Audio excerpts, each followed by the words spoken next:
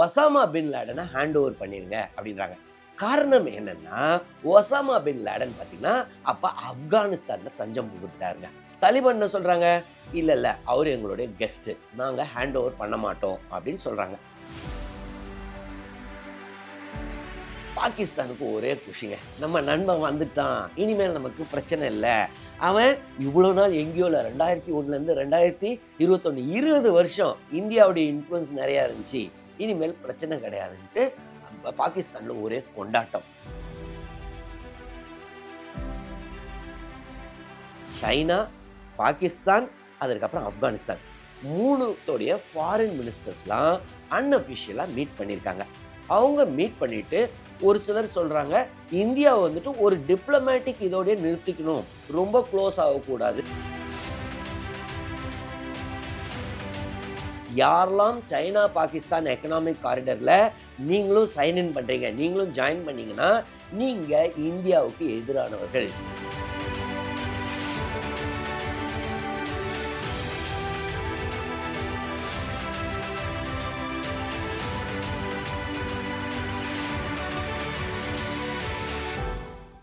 வணக்கம். Israel Jabasingh. Pakistan, Afghanistan, India 3 பேருக்கும் பார்த்தீங்கன்னா ஒரு ட்ரையாங்குலர் லவ் அப்படின்னு சொல்லலாம், முக்கோண காதல். அதே சமயத்தில் முக்கோண மோதல் அப்படின்னு சொல்லலாம். 2021 தாலிபான் மீண்டும் ஆப்கானிஸ்தானை பிடிச்ச உடனே பாகிஸ்தானில் அப்படி ஒரு குஷி, இனிமேல் நமக்கு பிரச்சனையே இல்லை, நம்ம நண்பன் வந்துட்டான், தாலிபான் வந்துட்டான் அப்படின்னு ஜாலியாக இருந்தாங்க. ஆனால் பார்த்தீங்கன்னா இந்த ஆப்ரேஷன் சிந்தூர் அப்போது நம்மளுடைய மிசைல்ஸ் அங்கே போய் ஆப்கானிஸ்தானை தாக்குது அப்படின்னு பாகிஸ்தான் சொன்னாங்க, நீங்கள் 3வது கண்ட்ரியும் அஃபெக்ட் பண்ணுறீங்கன்னு. ஆனால் உடனடியாக ஆப்கானிஸ்தான் சொன்னாங்க, இல்லை இல்லை இந்தியாவுடைய மிசைல் எங்ககிட்ட வரல அப்படின்னு சொன்னாங்க. உடனடியாக இந்தியாவுடைய எக்ஸ்டர்னல் அஃபேர்ஸ் மினிஸ்டர் என்ன சொன்னார், நண்பர்களுக்கு தெரியுங்க, நாங்கள் நண்பர்களை அட்டாக் பண்ண மாட்டோம் அப்படின்னு. அதுக்கப்புறம் சில நாட்கள்லேயே பார்த்தீங்கன்னா பாகிஸ்தான், ஆப்கானிஸ்தான், சைனா 3 பேரும் ஒரு மீட்டிங் போட்டாங்க, க்ளோஸ் டோர் மீட்டிங் அப்படின்னு சொல்கிறாங்க. அதில் என்ன அனௌன்ஸ் பண்ணாங்கன்னா, சைனா பாகிஸ்தான் எக்கனாமிக் காரிடர், அது வந்து பார்த்தீங்கன்னா பாகிஸ்தான் ஆக்குபைட் காஷ்மீர் வழியாக போய் பாகிஸ்தானுக்கு போகுது. இந்தியா வந்து அதுக்கு டெட் அகேன்ஸ்ட், ஏன்னா நம்மளுடைய டெரிட்டரி பாகிஸ்தான் ஆக்குபைட் காஷ்மீர், அதை பாகிஸ்தான் சைனாக்கு தாராவாத்து கொடுத்துருக்கு. இப்போ அதை பார்த்தீங்கன்னா அந்த சைனா பாகிஸ்தான் எக்கனாமிக் காரிடர் ப்ராஜெக்டை ஆப்கானிஸ்தானுக்கு என்டர் பண்ண போகிறோம், அங்கேயும் இந்த ப்ராஜெக்ட் எக்ஸ்டெண்ட் ஆக போகுது அப்படின்னு சொல்கிறாங்க. ஸோ இது பார்த்தீங்கன்னா ஒரு சீசா ரிலேஷன் மாதிரி போய்கிட்டு இருக்கு. முக்கோண காதல், முக்கோண மோதல்.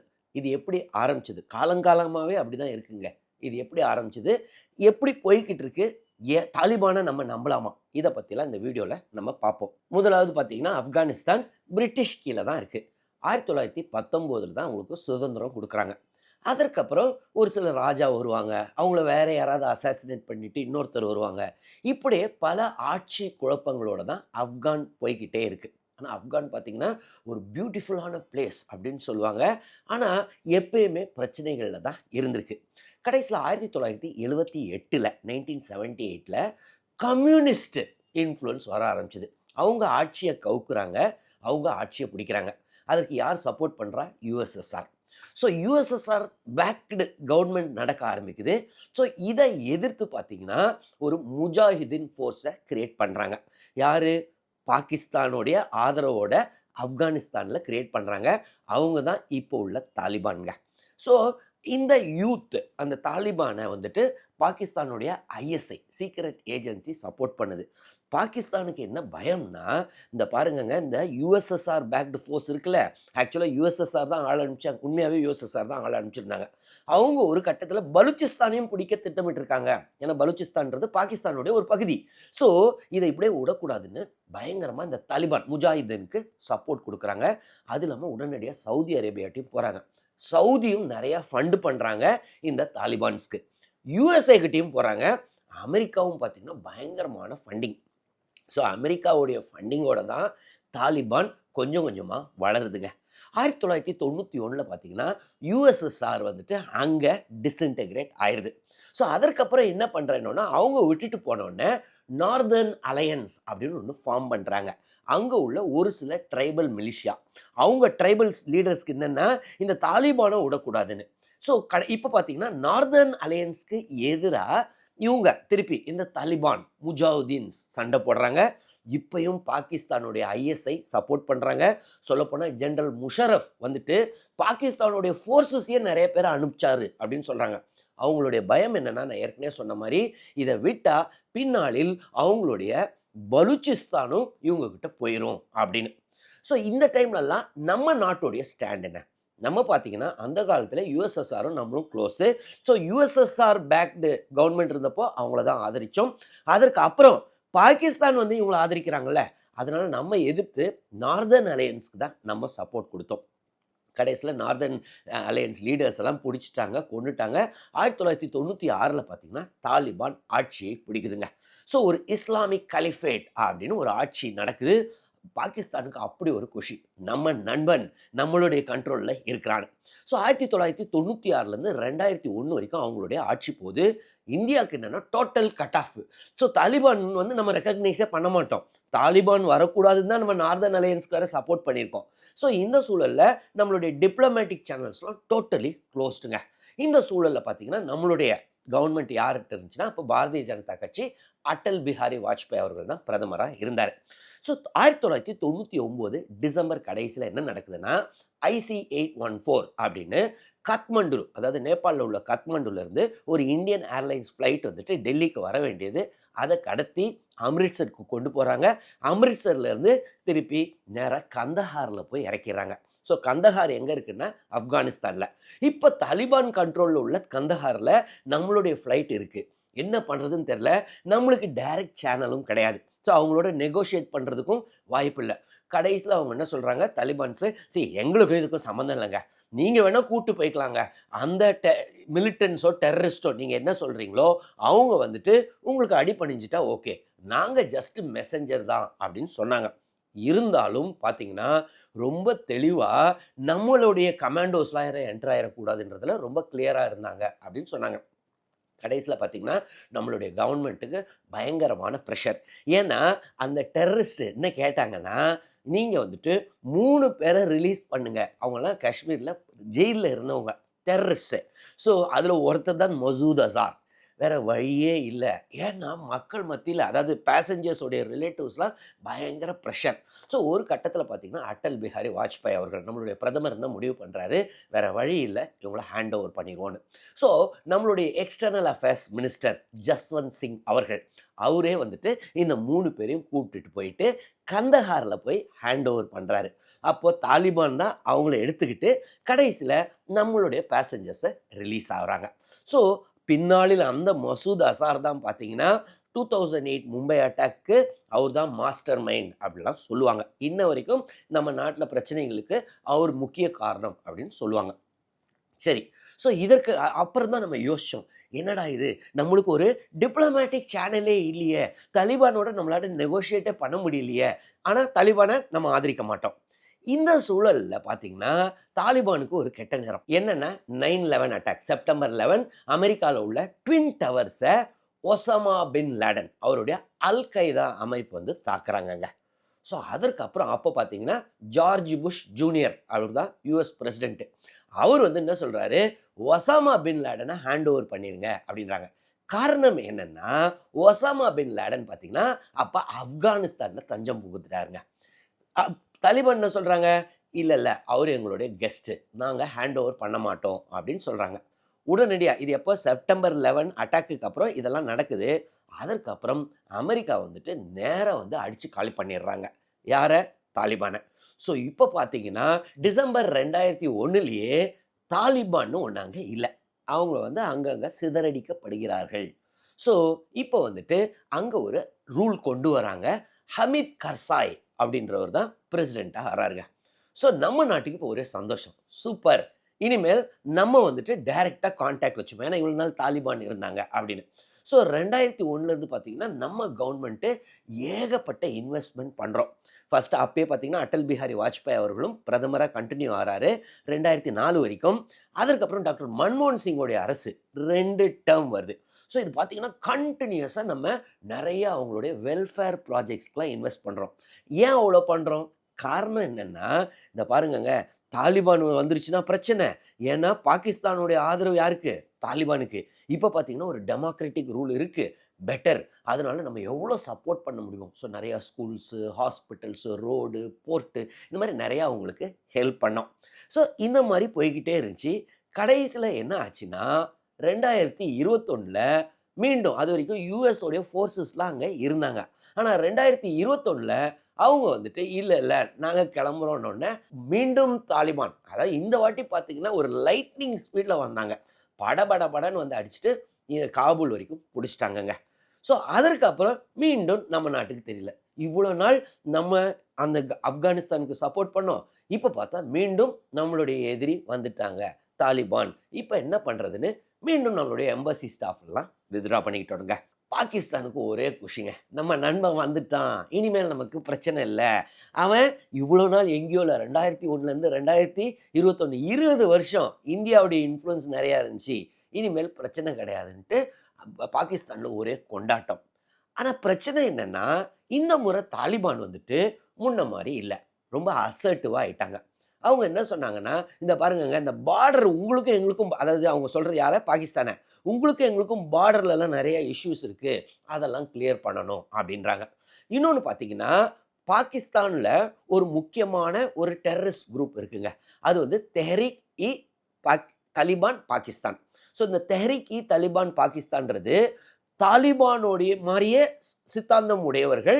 அவங்களுடைய சப்போர்ட்டும் இருக்கு அப்படின்னு பாகிஸ்தான் நம்புது. ஸோ இந்த தெஹ்ரீக் இ தாலிபான் பாகிஸ்தான் பார்த்தீங்கன்னா, பாகிஸ்தான்ல ஏகப்பட்ட வன்முறைகள், டெரரிஸ்ட் ஆக்டிவிட்டீஸ பண்ணிக்கிட்டு இருப்பாங்க. ஸோ இத வந்து நீங்க கண்ட்ரோல் பண்ணணும். உங்க சாயில்ல இருந்து தான் அவங்க ஆப்பரேட் ஆகுறாங்கன்னு தாலிபான் மேல குற்றம் சாட்டுறாங்க. ஒரு 2, 3 வாட்டி பார்த்தீங்கன்னா, பாகிஸ்தான் ஏர்ஃபோர்ஸ் மூலமா ஆப்கானிஸ்தான் பகுதியில போயிட்டு இவங்கலாம் தாக்கிட்டுலாம் வந்தாங்க. அது தாலிபானுக்கு பயங்கர கோவம். அது எப்படி நீங்க எங்க வந்து டெரிட்டரியில அடிக்கலாம் அப்படின்னு. தாலிபானை பொறுத்தவரை என்ன சொல்றாங்க, இந்த பாருங்கங்க பாகிஸ்தான் ஒழுங்காவே இல்ல. நாங்க எங்க பவுண்டரியில செக் பண்றவங்கங்க. இங்கேருந்து பாகிஸ்தானுக்கு போனா நாங்க விடுறதில்ல. ஆனா அவங்களுடைய இன்டர்னல் செக்யூரிட்டி அவங்க பிரச்சனை. அதுக்கு எங்கள ப்ளேம் பண்ணக்கூடாதுன்னு. இன்னொன்னு தாலிபானுக்கு மிகப்பெரிய கோவம் பாகிஸ்தான் மேல. என்னன்னா, பாகிஸ்தான்ல என்ன ஒரு சித்தாந்தம் இப்போ ஓடுதுன்னா, இந்த ஆப்கான் ரெஃப்யூஜீஸ் நெறைய பேர் இருக்காங்க. ஏன்னா ஆப்கானிஸ்தான்ல பல ஆண்டுகளா பிரச்சனை ஓடிக்கிட்டு இருக்கு. ஸோ அதனால நெறைய ரெஃப்யூஜீஸ் வந்து இங்க தஞ்சம் புகுந்திருக்காங்க. இப்ப பாகிஸ்தான் என்ன நினைக்கிறாங்கன்னா, நம்ம இடத்துல நெறைய அட்டாக் நடக்கிறதுக்கு எல்லாம் காரணம் இந்த ரெஃப்யூஜீஸ் தான். அதனால இந்த ரெஃப்யூஜீஸ் எல்லாம் திருப்பி ஆப்கானிஸ்தானுக்கு போங்க அப்படின்னு சொல்லி, அவங்களுக்கு ஏகப்பட்ட பிரஷர் குடுத்துக்கிட்டு இருக்காங்க. பல 1000 ரெஃப்யூஜீஸ ஏற்கனவே அனுப்பிச்சுட்டாங்கங்க. ஆப்கானிஸ்தான் சைடு. ஸோ தாலிபானுக்கு பயங்கர கோபம். ஏன்னா, இப்ப இவ்ளோ ரெஃப்யூஜீஸ திருப்பி அக்காமடேட் பண்ணாங்கன்னா, அங்க ஏற்கனவே தாலிபான் ரூல் வந்ததுக்கு அப்புறம் அங்க நெறைய பொருளாதார வீழ்ச்சி நடந்துகிட்டு இருக்குங்க. இந்த சூழல்ல மக்களுக்கு ஏற்கனவே எரிச்சல் இருக்கும். ஒழுங்கா சாப்பாடு கிடைக்கிறது இல்லன்னு. ஏன்னா, நெறைய சாங்ஷன்ஸ்லாம் இருக்கு. இந்த பிரச்சனைலாம் ஓடிக்கிட்டு இருக்கு. இந்த சூழல்ல இன்னும் நெறைய ஆப்கான்ஸ் வந்தாங்கன்னா, அவங்களுக்கு சாப்பாட்டுக்குலாம் எங்க போகன்னு. ஸோ இந்த மாரி அவங்க பாகிஸ்தான் அனுப்பக்கூடாதுன்றது தாலிபானுடைய இது. ஆனா பாகிஸ்தான் இல்ல, இல்ல எங்க நாட்டு பிரச்சனைகளுக்கெல்லாம் காரணம் இந்த ஆப்கான் ரெஃப்யூஜீஸ் தான் அப்படின்னு.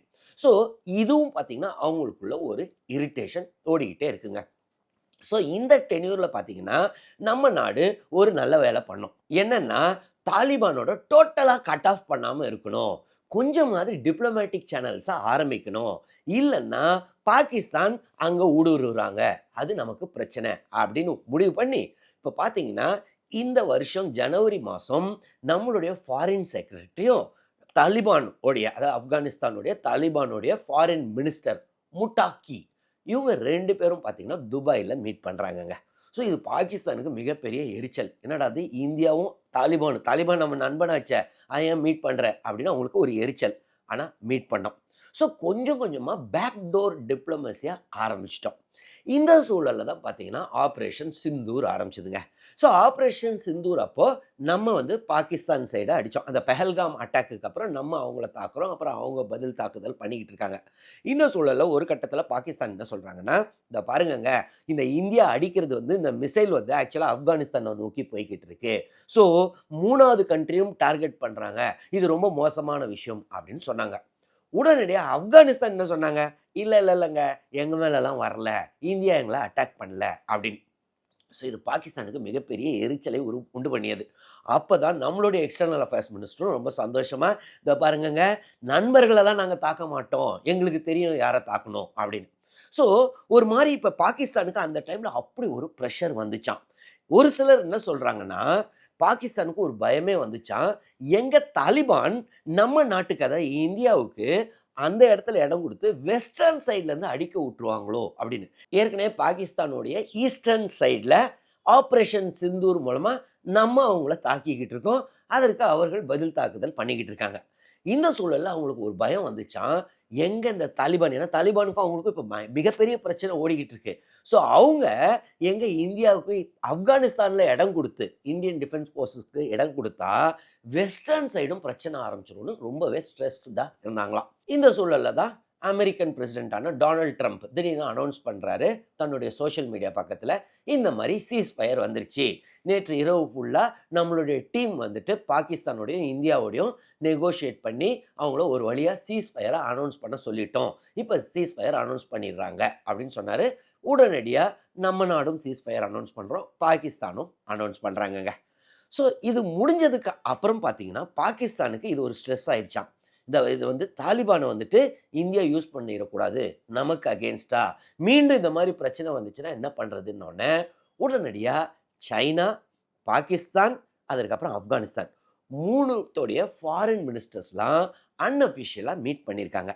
அவங்க மீட் பண்ணிவிட்டு ஒரு சிலர் சொல்கிறாங்க, இந்தியாவை வந்துட்டு ஒரு டிப்ளமேட்டிக் இதோடைய நிறுத்திக்கணும், ரொம்ப க்ளோஸ் ஆகக்கூடாது அப்படின்னு ஆப்கானிஸ்தானுக்கு சொன்னதாக சொல்கிறாங்க. ஆனால் அதற்கு ஆத்தென்டிக் ப்ரூஃப் எதுவும் இல்லை. அஃபிஷியலாக என்ன சொல்லியிருக்காங்க, நாங்கள் 3 பேரும் டிஸ்கஸ் பண்ணோம், சைனா பாகிஸ்தான் எக்கனாமிக் காரிடரை ஆப்கானிஸ்தானுக்கும் எக்ஸ்டெண்ட் பண்ணலான்னு முடிவு பண்ணியிருக்கோம் அப்படின்னு சொல்கிறாங்க. ஏற்கனவே போன வருஷம் பார்த்தீங்கன்னா நம்ம நாடு அஃபிஷியலாகவே ஒரு ஸ்டாண்ட் எடுத்தோம். யாரெல்லாம் சைனா பாகிஸ்தான் எக்கனாமிக் காரிடரில் நீங்களும் சைன்இன் பண்ணுறீங்க, நீங்களும் ஜாயின் பண்ணிங்கன்னா நீங்கள் இந்தியாவுக்கு எதிரானவர்கள்.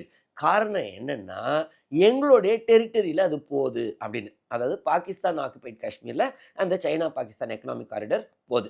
ஸோ இந்த ஸ்டாண்டு ஏற்கனவே நமக்கு இருக்குது. ஸோ இது பார்த்தீங்கன்னா ஒரு சீசா மாதிரி போய்கிட்டு இருக்கு. அந்த காலத்திலிருந்தே 1978 பார்த்தீங்கன்னா இந்தியாவுக்கு ஆதரவான ஆட்சி அங்கே இருக்கும், திருப்பி எதிரான ஆட்சி வரும்.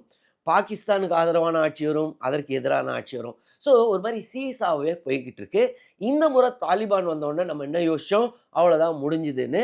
ஆனால் அவங்களுக்குள்ள பிரச்சனை, தாலிபானுக்கும் பாகிஸ்தானுக்கும் உள்ள பிரச்சனைனால தாலிபான் நமக்கு ஆதரவு மாதிரியும் அப்பப்போ அவங்களுடைய ஸ்டேட்மெண்ட்ஸ் இருக்குது. சரி, நம்ம தாலிபானை நம்பலாமா?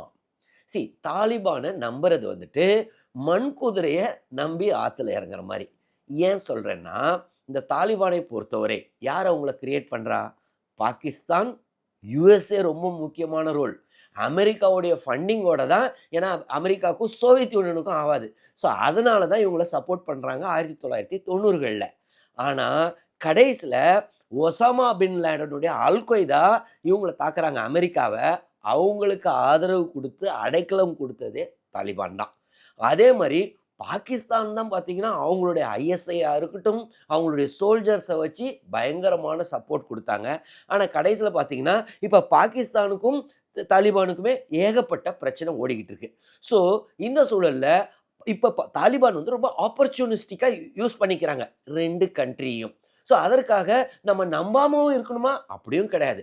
நம்ம ஒரு டிப்ளமேட்டிக் சேனல் வச்சுக்கிறது ரொம்பவே நல்லது. அதே சமயத்தில் இவங்கள வந்து தாலிபான் இனிமேல் நம்ம நண்பன் அப்படிலாம் சொல்கிறது ரொம்பவே முட்டாள்தனம். காரணம், அமெரிக்காவையே அவங்க எதிர்த்தவங்க, அதே மாதிரி காலம் காலமாக அவர்களுக்கு உதவிய பாகிஸ்தானையும் அவங்க எதிர்க்கிறாங்க 2021 அவங்க பிரச்சனையினால.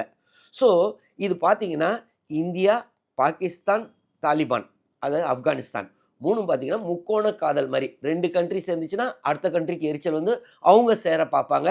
அது வந்து முக்கோண மோதலாக மாறிடுது. ஸோ இந்த முக்கோண காதல், முக்கோண மோதல் வந்துட்டு ஒரு சீசா மாதிரி போய்கிட்டே இருக்கு. ஸோ என்னை பொறுத்தவரை நம்ம தாலிபானை ரொம்ப தள்ளியும் வச்சிடக்கூடாது. ஒரு டிப்ளமேட்டிக் சேனல் தேவை. அதே சமயத்தில் நண்பேண்டா அப்படின்னு சொல்லி ரொம்ப நம்பவும் கூடாது. இது என்னுடைய வியூ. உங்களுடைய வியூ என்ன? தாலிபானை நம்ம நம்பலான்னு நினைக்கிறீங்களா, இல்லை நம்பக்கூடாதுன்னு நினைக்கிறீங்களா? உங்களுடைய வியூ என்னவோ அதை கமெண்ட்ஸில் எழுதுங்க, நானும் பார்த்து தெரிஞ்சுக்கிறேன். அது இல்லாமல் இந்த வீடியோவில் ஏதாவது டவுட்ஸ் இருந்துச்சுனாலும் கமெண்ட்ஸில் எழுதுங்க, நான் கிளாரிஃபை பண்ணுறேன். தொடர்ந்து இந்த சேனல் மூலமாக சந்திப்போம். நன்றி, வணக்கம்.